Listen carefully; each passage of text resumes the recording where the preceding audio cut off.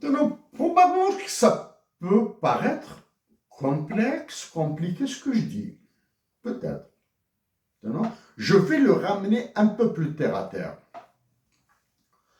Par hasard, par chance, j'ai entendu une très brève intervention, une très brève séquence de l'intervention de Miloud Cherloufi sur YouTube. Maintenant, est-ce qu'il a fait cette intervention pour la télévision ou la radio algérienne? J'ignore, je ne regarde pas ces détails-là. Miloud Cherloufi, professeur à l'Académie militaire, à l'Académie royale militaire du Canada, Force armée royale du Canada. Il est professeur là-bas. Donc, il vit à Toronto. Miloud Cherloufi, je l'ai rencontré et j'ai discuté avec lui. Miloud Cherloufi, d'abord, mes salutations les plus fraternelles. Suis-je prêt pour un débat carabiné avec toi? Oui, je le suis. Je le suis.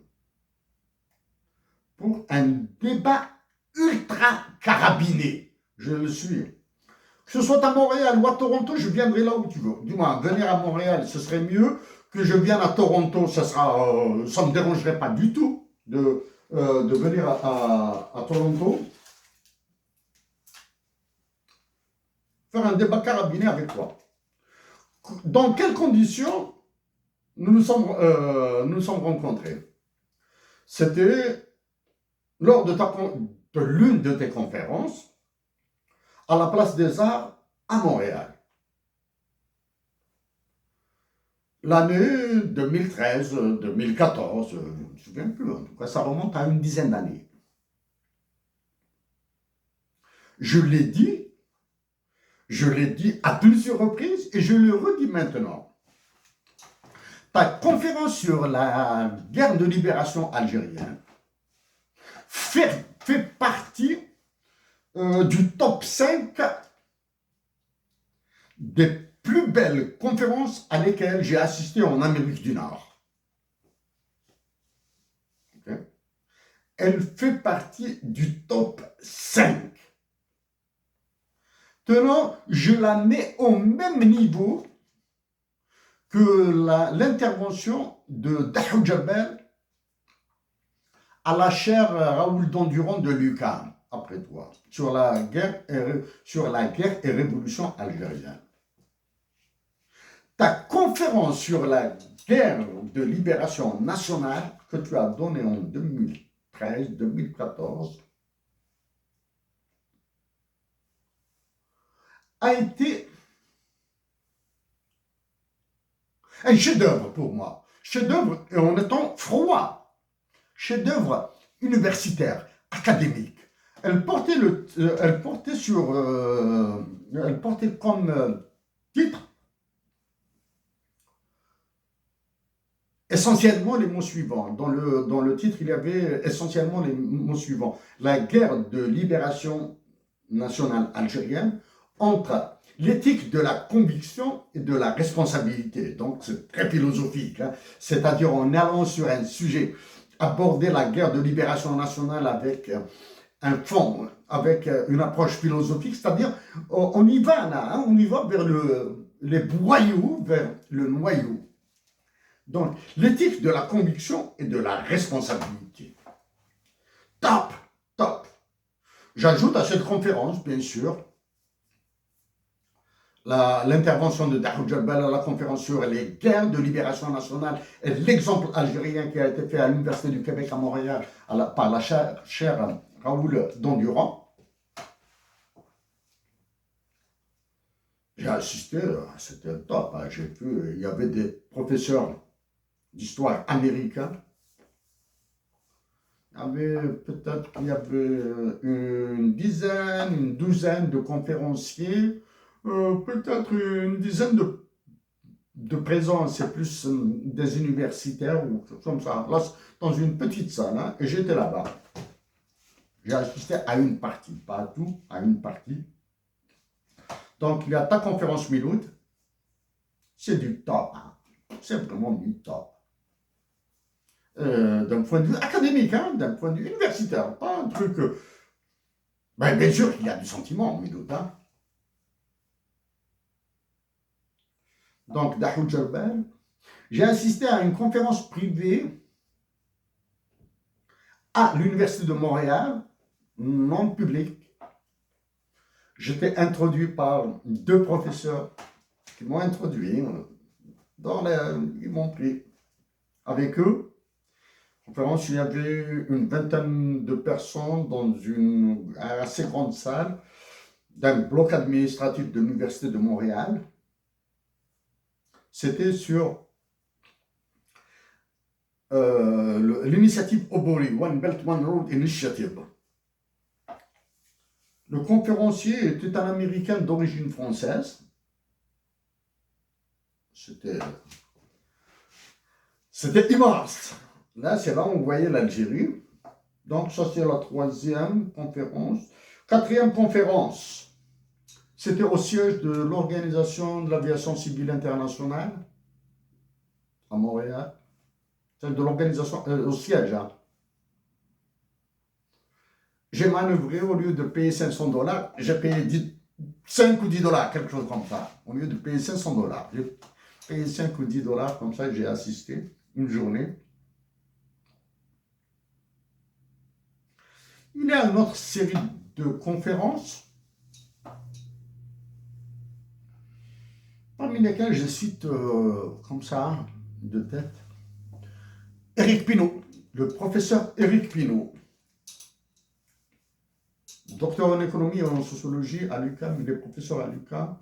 J'ai assisté à une de ses conférences, à un cours plutôt, à un cours conférence il y a assez longtemps. C'était du top.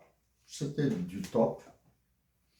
C'était en 2012, 2013, quelque chose comme ça, 2012-2013. À la fin, en tête à tête, je lui ai posé la question.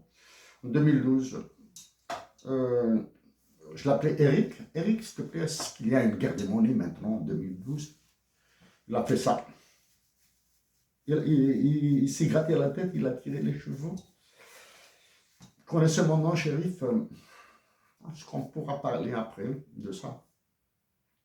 Ça, j'ai eu la réponse avec un économiste directeur à Citibank, New York, etc. Je passe sur ça. Ça, c'est une autre conférence.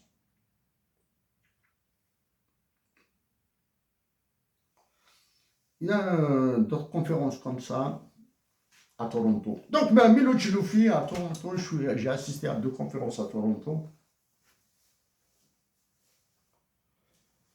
Miloud Chiloufi. Donc, je reviens vers toi. Dans l'extrait de ton intervention que j'ai écouté sur YouTube, voilà, à propos de la position de l'Algérie défendue par les clowns qui sont au Conseil de sécurité de l'ONU, par les clowns algériens qui représentent l'Algérie auprès des Nations Unies à New York et qui parlent son nom au Conseil de sécurité de l'ONU. Tu as dit que la position algérienne vis-à-vis de l'extermination du peuple palestinien, du génocide dont est victime la nation palestinienne, ils n'ont jamais utilisé les mots extermination et génocide. Hein. Les clowns qui sont à conseil. Tu as dit que c'est une position courageuse. Ça, je le dis bien. Hein. Position courageuse. Quand j'ai entendu position courageuse, j'étais choqué. J'étais choqué. Pourquoi étais-je choqué? Mais non, c'est pas toi. Hein. Je suis prêt à débattre avec toi. Hein. Je suis prêt à débattre avec toi. Choqué. D'abord, as-tu profité de l'ignorance de la personne qui t'a interviewé? Probablement. As-tu profité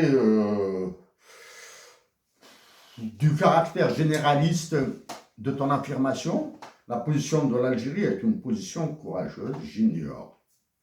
J'ai dit que tu as utilisé, tu as parlé, tu as donné une conférence sur la guerre de libération de l'insolence sous l'éthique de la conviction et de la responsabilité. Je t'ajoute maintenant, est-ce qu'il y a une éthique de la peur?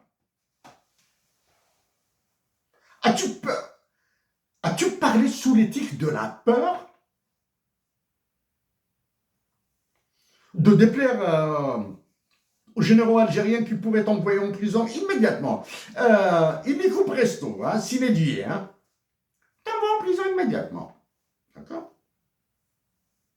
Tu as dit que la position de l'Algérie est une position courageuse. D'abord, je te dis que le courage est une vertu neutre. Ok. Le courage est une vertu neutre. Pour massacrer son pays, il faut avoir le courage des généraux algériens. Pour sauver son pays, il fallait avoir le courage des révolutionnaires algériens. Donc, les révolutionnaires algériens, comme Saad Kchot, avaient eu le courage de donner leur vie, comme Mahmoud Boudiaf, comme Abbas Larour. Ils ont donné leur vie pour l'Algérie. Ils ont eu le courage. Mais ceux qui ont redonné l'indépendance de l'Algérie à Emmanuel Macron, ils ont aussi du courage. Donc le courage est une vertu neutre. Le courage n'est ni positif ni négatif. C'est une vertu. Voilà le courage. Ceux qui affament des bébés comme en Palestine, comme en Algérie, ceux qui privent les malades de médicaments et d'hôpitaux comme en Palestine, comme en Algérie, ont du courage. Ceux qui les aident à sortir, à se soigner, ont du courage. Ils donnent de leur temps, de leur argent, de leur amour, dans tout. D'accord. As-tu réagi sous l'éthique de la peur? L'éthique de la peur. La peur aussi a un aspect positif. La peur, quand on a peur, on sauve sa peau, là. Il y a le risque d'une guerre, m'engager dans une guerre de libération de l'Algérie, je veux sauver ma peau. Moi, je veux être utile à l'Algérie en étant vivant. J'ai peur de mourir, donc je veux rester vivant pour l'Algérie. La peur a un côté positif. La peur a un côté négatif, et c'est le pire de tous. Si les généraux algériens sont en train de massacrer l'Algérie comme ils le font actuellement, j'évite de parler de gouvernement, hein, parce qu'il faut écouter ce qui a été dit sur le gouvernement syrien, etc. Oh, et j'en ai dit pas déjà. Hein. Et j'attends la loi des finances pour revenir dessus. Avoir la peur a ce côté négatif. Redonner l'Algérie à Emmanuel Macron. En ayant peur pour eux-mêmes, pour leurs biens, leurs richesses, leur avenir, pour leur vie, pour la prison, des généraux algériens, plus des civils, hein, il y a des civils dans la marmaille là, ont redonné l'Algérie à Emmanuel Macron. Mais je le fais en tant qu'intellectuel, en tant qu'universitaire.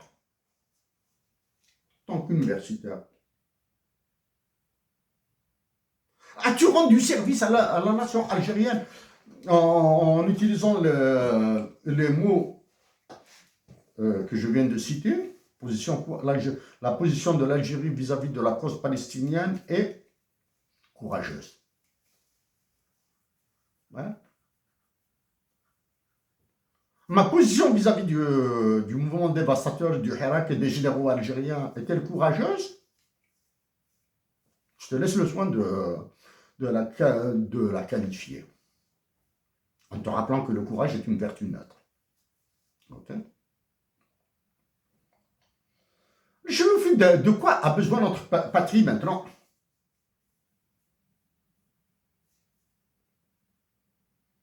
Elle a besoin du réveil de ses élites universitaires, élites académiques, pour lui dire la vérité nue une vérité nue. La voici telle qu'elle est. Exemple de vérité. Au lieu de toi qui connais très bien Thucydide, au lieu d'utiliser Thucydide dans des explications théoriques, moi qui rejette un petit peu les Grecs là pour d'autres raisons, hein, pour des raisons philosophiques, etc. Au mieux, si depuis 1962, depuis l'indépendance de l'Algérie, les académiciens, les intellectuels, les universitaires algériens ont parlé de la révolution algérienne et des révolutionnaires algériens, surtout ceux qui se sont installés en Algérie, les Abban Rdan, Hussein Ahmed, Ben Boulaïd, etc., des Douchmourad, tous les révolutionnaires là, les Hassib Bambouali, etc., elles seraient devenues les Thucydides du temps moderne. La révolution algérienne est une référence universelle.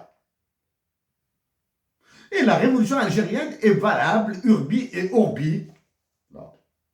Nous, là, on bassine Thucydide, comme du moins, Thucydide, je ne sais pas citer, mais j'ai cité quelle étoile, c'est d'autres. Je t'ai cité toi, je t'ai cité Dahoud Jalbel. Ok. Je me suis fait un devoir de tirer à boulet rouge sur Benjamin Stora et Xavier Drioncourt. Non, l'Algérie a besoin d'une vérité nue. Exemple de vérité.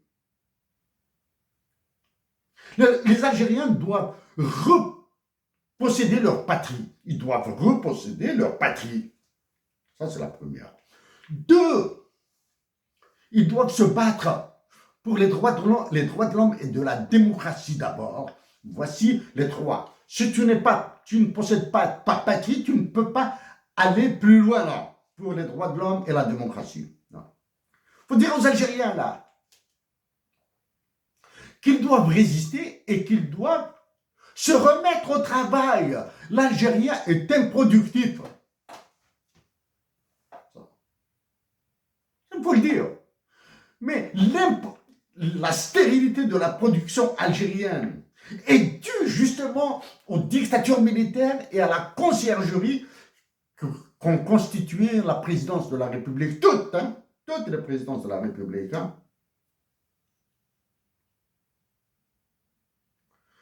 L'élection présidentielle des années 90, souvient, contre Hussein Ahmed, a eu une attaque cardiaque en Algérie. Il y a de quoi être fataliste. Si Hussein Ahmed et Mohamed Boudiaf ont échoué, alors qu'un général a régné sur l'Algérie en la massacrant, en la donnant aux autres. Le général là qui habite Batna, là. Il est au silence maintenant. Alors que des généraux, peut-être que l'armée algérienne est celle qui compte le plus d'officiers généraux en prison dans le monde. Voilà, Miloud, pour les mots que j'avais à te dire. Miloud, bon, je suis prêt à débattre avec toi. Hein. Je te rappelle, combien de fois t'ai-je contacté à Toronto pour organiser des conférences sur ce qui se passe en Algérie et en Afrique du Nord? Combien de fois t'ai-je contacté pour organiser des conférences universitaires? Crois-tu que dans mon intervention, dans le cadre d'une conférence universitaire de l'Algérie, j'irai vers ces termes? J'irai vers ces termes, mais autrement. En présentant des chiffres, en présentant des structures politiques, en présentant des théories politiques. Mais sans citer des généraux comme ça, là. Citer un général, ça m'emmerde. Le langage que je suis en train d'utiliser actuellement m'énerve. Je le vis, moi, je suis passionné par le théâtre, un peu moins que la peinture. Toi, tu aimes la peinture.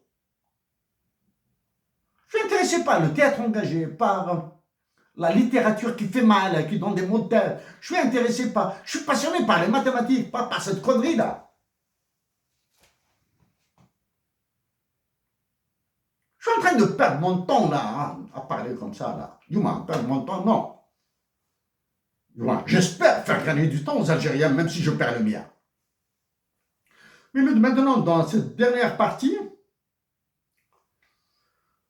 je t'invite humblement à écouter à ce que je vais dire à Emmanuel Macron. C'est lui, le ravageur numéro 1 de l'Algérie. C'est lui le ravageur numéro 1 de l'Algérie. Hein.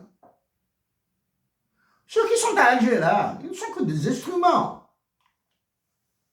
Écoute là. Minute, je suis obligé de souffler, de boire à main. De boire à main. Et revenir sur Macron. Macron, c'est une peste, je précise, politique. Emmanuel Macron est une peste politique. Emmanuel Macron est un cancer, C-A-N-C-E-R, diplomatique. Je t'invite à écouter ce que je lui dirai, parce que c'est depuis 2016 que je suis en guerre avec lui.